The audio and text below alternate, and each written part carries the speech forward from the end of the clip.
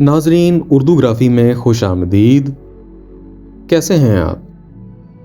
आज आपके लिए खातून शायरा ज़हरा निगाह की एक खूबसूरत गज़ल लेकर आई हैं। मुझे उम्मीद है कि आप पसंद करेंगे।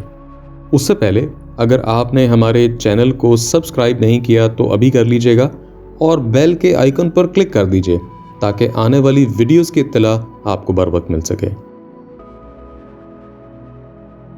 नक्श की तरह उभरना भी तुम्ही से सीखा, रफ्ता रफ्ता नजर आना भी तुम्ही से सीखा।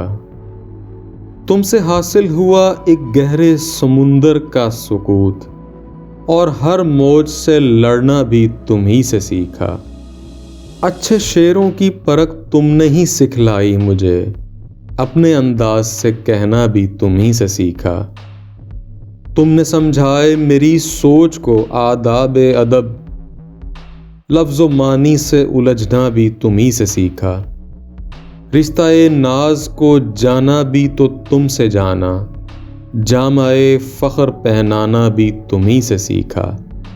छोटी सी बात पर खुश होना मुझे आता था, पर बड़ी बात पे चुप रहना तुम्ही से सीखा। नक्श की तरह उभरना भी तुम्ही से सीखा, रफ्ता रफ्ता नज़र आना भी तुम्ही से सीखा। जी, तो कैसी लगी आपको खातून शायरा ज़हरा निगाह की ये खूबसूरत गज़ल?